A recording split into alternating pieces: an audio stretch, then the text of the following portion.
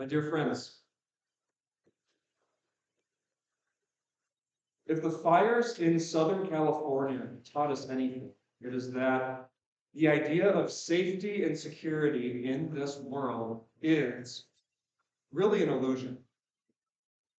Yeah, I mean, think about how big these fires are and how much people have really lost. I mean, these fires show us that it really doesn't matter how wealthy you've become. It doesn't matter how much money and wealth and fame you've made for yourself. It doesn't matter how high in the hills and protected your $1 million mansion is. It doesn't matter how high you rank in the upper echelons of society. It is absolutely terrifyingly possible that you could lose everything in a moment, even your own life.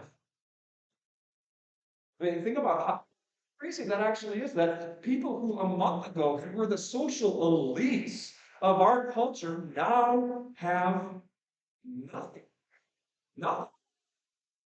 And the idea of safety and security in this world is an illusion. And that's absolutely true for you and me as well. You know, you might have a job with great pay, great benefits. That's not going to stop you from developing cancer or Alzheimer's. You may be debt free and your portfolio may be very well diversified. That won't stop the market from crashing. That won't stop someone from stealing your identity. That won't stop you from being a victim to violence. Your screenings may look perfect, and the doctor might say you're A-okay, and you might be caught up in all your shots, but that won't stop you from getting into a car wreck. That won't stop you from being the victim of a terrible crime. That certainly won't stop you from losing your loved ones. And I'm sorry, I'm not being morbid for the sake of being morbid, but this needs to be said.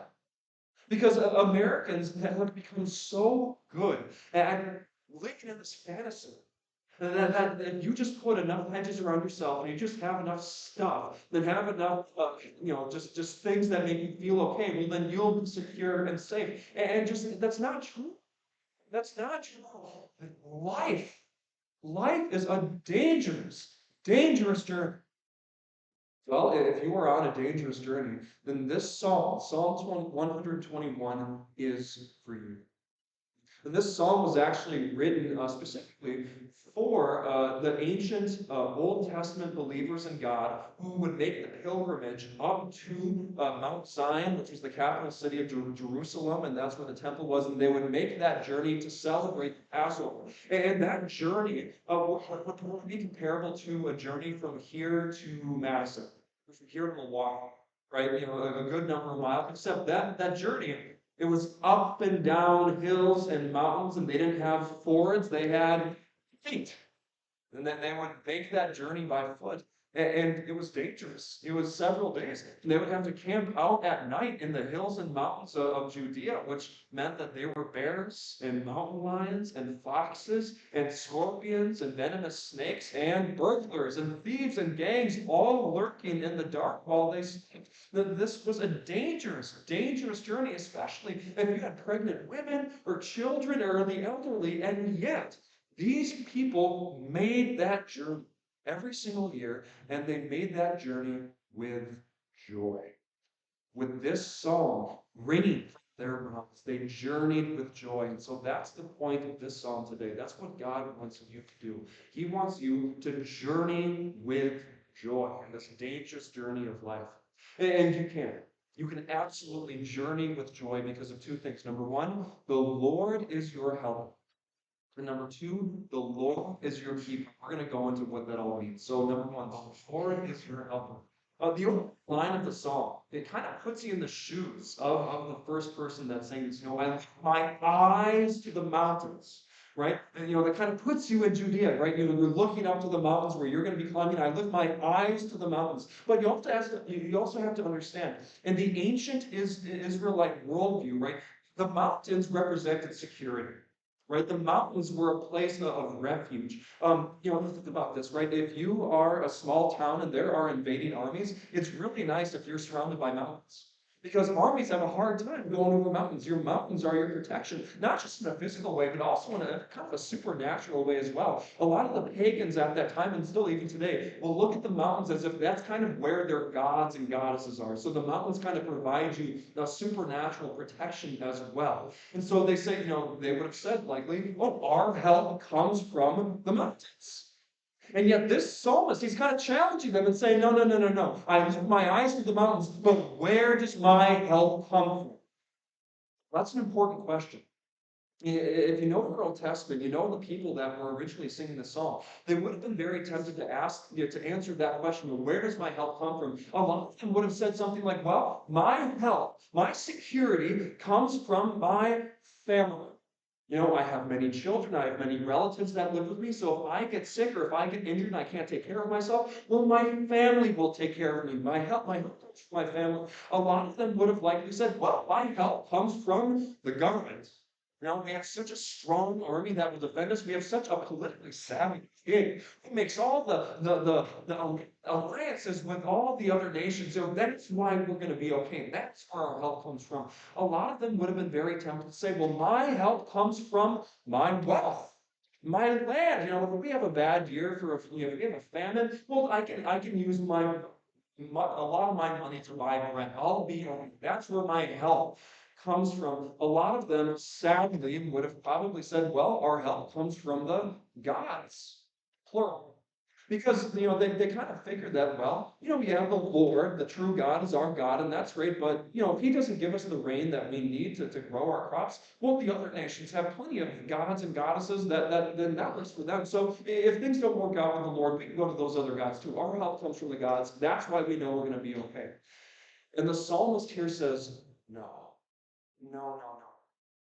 Your help doesn't come from those things. Your help comes from the Lord, the maker of all those things that you look to for your help.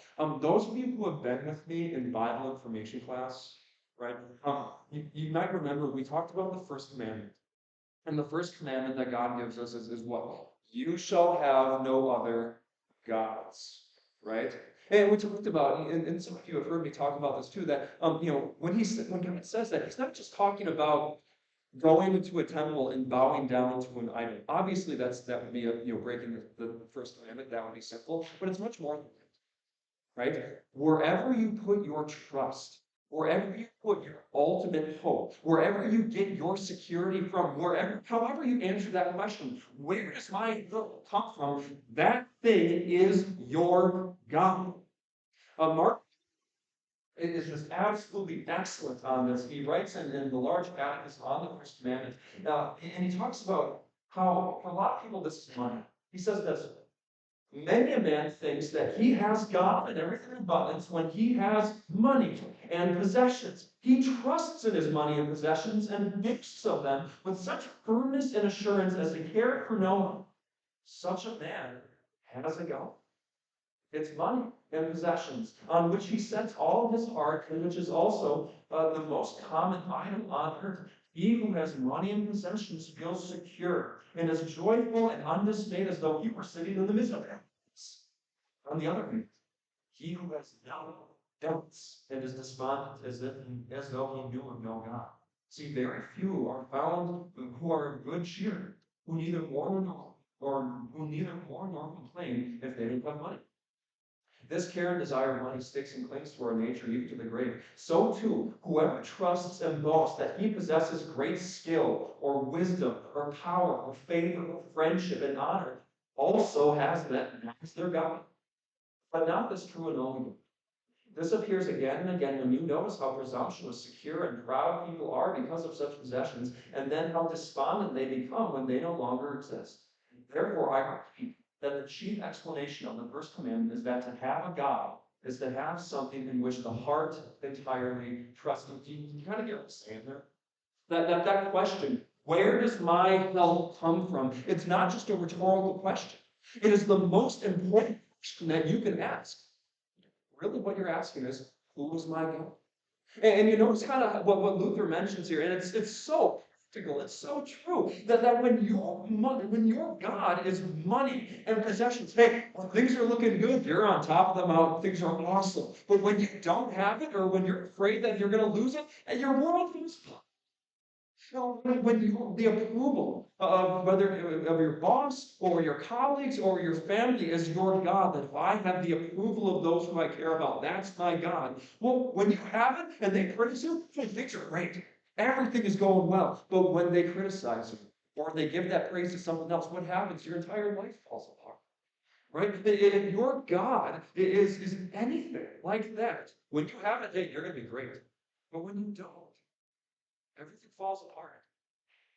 Unless you have the true God as your God, you will never be able to journey with joy. And you look at what the psalmist says. He says, why? Why put your hope and your trust in anything that's created? Why would you put your hope and trust and worship in me or your family or your children or your work when you could put it in the one who gave you all those things in the first place? Put your hope in the Lord, the maker of heaven and earth and everything in between. He gives you all those things. That's point number one. God is your helper. Okay, so that's point number one. We're supposed to put all of our help or all of our trust and hope in God alone and nothing else. Well, why? What makes him so good? Yeah, okay, God is powerful. God's going to be powerful. What's special about him? Well, it's not that God is your help. It's not just that God is your help. He is also your keeper. He's your keeper. Part two. Look at the bulletins. Look at the psalm, and you're going to notice that I italicized several of the words. You see what I did there, right? I italicized. So he who watches over you, that's italicized. Watches over is italicized. Watches over, and then keep you, watch over, watch over. Those are all italicized. In the Hebrew, all of those are the same word. All of those are the same word. The translators of the English, the translation, they change it and kind of mix it up a little bit to make it sound better in English. But in Hebrew, it's all the same word. Every single verse has the same word. That word is shamar. And the word shamar in Hebrew gives you this, it means to keep, it means to guard, it means to hold something closely. You have this precious possession, you have this precious thing, and you hold it close to your heart. You would never lose it because you never let it leave your sight. It's just so precious to you. You keep it, it's yours. When God tells us in the Old Testament to keep his commandments, that's actually also the word that he uses. That we're not just supposed to obey the commandments, that's obviously true, but to keep his commandments, to treasure them, to hold them close to our heart as our most valuable thing. According to the psalm, that is what God does for you. He keeps you. You are precious to him. You are his precious, most desirable, most valuable treasure. He keeps you. You are his treasured, most valuable possession. And then the psalm kind of goes just in detail of all the ways that God keeps you. It's really beautiful. Firstly, he says, he who keeps you will not slumber. He will not let your foot slip. So if life is a journey and you're kind of walking, especially your faith life, your relationship with God is a journey. And then, the Bible kind of talks about if you sin or if you fall from the faith and you turn into an unbeliever, that's kind of like slipping and falling.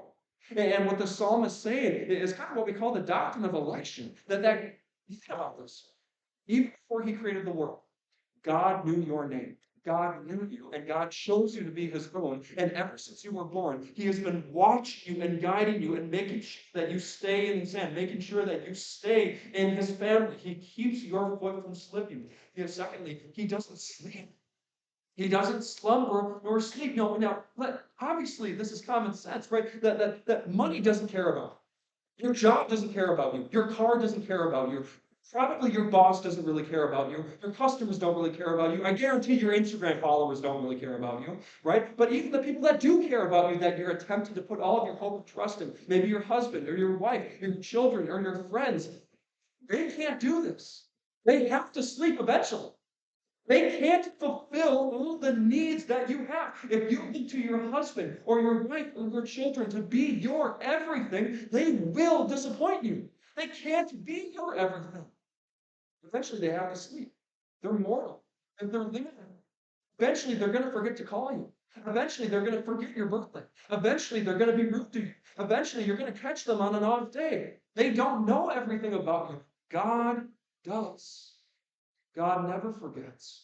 There is nothing that escapes God's control, and He knows everything about you, even how many hairs are on your head. He knows that about you. Your keeper does not sleep. Going on, it says that God is your shade at your right hand. The sun will not harm you by day, nor the moon by night. Well, what on earth is He talking about there? Well, us, let's say, pale, us fair-skinned people know this full well. The sun is not your friend. The sun is not our friend at all. The sun is oppressive and obnoxious, and it hurts your skin, and it strikes you, right? Well, the people in the Middle East know this very well because, like, especially in Israel, where it's hot and it's dry, and you're in the mountains, so you're really close up to the sun. The sun is not their friend. They see the sun as obnoxious and oppressive. It strikes your body, right? And then the moon. The moon is fascinating. The ancients believed, and not just the Jews, also the Greeks and the Romans, and a lot of ancient peoples believed that the moon actually has the power to rob you of your sanity. If you've ever heard someone, call someone moonstruck, right? And actually the word lunatic, the Latin word luna, which is the word for moon, is in there. And I don't know, like I feel like whenever I talk to middle school teachers, they always say their kids act up when it's a full moon, right? So the ancients kind of saw that the moon had this power to rob you of your sanity. What is he saying? He's saying that every inch of your person, whether it's your body or your soul, is absolutely protected. Every inch of you, your physical nature, your spiritual nature, every inch of you, of who you are, that is protected by God. He is watching over all of it. And kind of think about this too, the dangers of the day, like, if you have a dangerous job or violence or whatever it is, God protects you from. And then the dangers of the night, the things that scare you, the things that keep you up in the night. And I think we can validly say even things like demons and ghosts, which I know some of you in this room, that is a reality to you. None of it can do a thing to you without the permission of your Heavenly Father. You need to know none of none of that can do a thing to you without the permission of God. He is in control of all of it. And then the final point, the Lord will keep you from all harm. He will keep your life. He will keep your coming and going both now and forevermore. After you leave this building, God is going to keep you. After you go to bed, God is going to keep you. While you're working, God is going to keep you. When you are in danger, God is going to keep you. When you are sick, God is going to keep you. When you are sad, God is going to keep you. When you are alone, well, actually, you're never alone because God is always keeping you. And even while you are on your dying death, God is going to keep you, and He's going to continue to keep you until the day where He embraces you in His arms forever. God is going to keep you forever. There is never a time in your life where God is not keeping you. Okay, Pastor, that's great. Awesome. Great to hear, Pastor. Thank you for telling us that. How can I trust that? How can I know that's true? Because when I look out in my life, I look, there's a lot of bad happening. There's a lot of pain that's going on. It seems like things are falling apart. How can I trust that God is truly on my side and that God is truly keeping me? Well, one of the things that you need to do when you read these Psalms is read them through the lens of Jesus. And what I mean is this. Jesus sang this song. Every single time Jesus went up to the mountain of to Jerusalem and celebrated the Passover, he sang this song. And I just want to ask this question. What do you think was going on in Jesus' mind when he was with his disciples singing this song, going up to Jerusalem for the last time, knowing that when he would get to Jerusalem, he was going to be crucified? What do you think was going through his mind as he lifted his eyes to the mountains and asked that question, where does my help come from? Because in the Garden of Gethsemane, the night before he died, Jesus asked his Father for help. He begged for help. He said, Father, deliver me. Father, save me. Father, help me. And the Father didn't answer. God let his Son suffer the wrath of hell as Jesus cried, my God, why have you forsaken me? Jesus was left alone. The Father did not keep his own Son. so that you and I will never, ever, ever have to wonder if God is keeping us. Because Jesus took what we deserve, because Jesus took it all for us, we don't have to wonder. God is always on our side. God is always keeping us now and forevermore, all because of Jesus. But Pastor, what about our culture? What about our country? It's falling apart. And what if the fill in the blanks take over? Yeah, maybe they will. Maybe. So, yeah, I mean, if you look at history, no great civilization lasts forever, ours included. Right? Maybe, I mean, it probably won't last forever. But you and I are members and citizens of a kingdom that will last forever. God's church, God's family will last forever. It will never perish. Yeah, but Pastor, well, what if St. John's closes? What if the church dies? Yeah, buildings close and congregations merge with others. I don't think we're there at all. But it does happen. But you just sang it in the hymn. The church shall never perish. God's church will last into eternity. The gospel will always prevail. Well, but Pastor, well, what if we lose all of our money? What if we lose our security? What if? There is nothing. There is nothing in your life that is outside of God's control. Everything in your life that happens to you happens in the love and the wisdom of God. Everything. Everything. And there's nothing that God can take away from you that he can't repay infinitely beyond your imagination when you see him face to face. You can know that all because of what Jesus has done. I want to tell you about one of the most influential Christians to ever live, and you probably don't know his name. His name is Philip Melanchthon. Have you heard of Philip Melanchthon? Philip Melanchthon, he's a super genius. He actually started college at 12 years old. At the University of Heidelberg in Germany. He started college at 12 years old. And by the time he was 21, he had actually published a Greek grammar text as well as other books, and was a respected authority on all things in language like Greek and Hebrew, in Latin, in theology and philosophy and mathematics and astronomy and law. He was just a super genius. He was also a dear, close personal friend of Martin Luther. Martin Luther, the man that God used to bring Christians back to the gospel, that we are saved not because of our works, but only by grace through faith alone. And actually, when you look at like the Lutheran theology and all the really important writings that kind of talk about what we believe, a lot of them weren't actually written by Luther. They were written by Philip Melanchthon. And Martin Luther actually said that Philip was the most intellectually gifted, smartest, one of the most useful people of all time. He was a huge blessing to the church. Philip Melanchthon was also a chronic worrier. Oh my goodness, he worried about everything, anxiety attacks all the time, worry.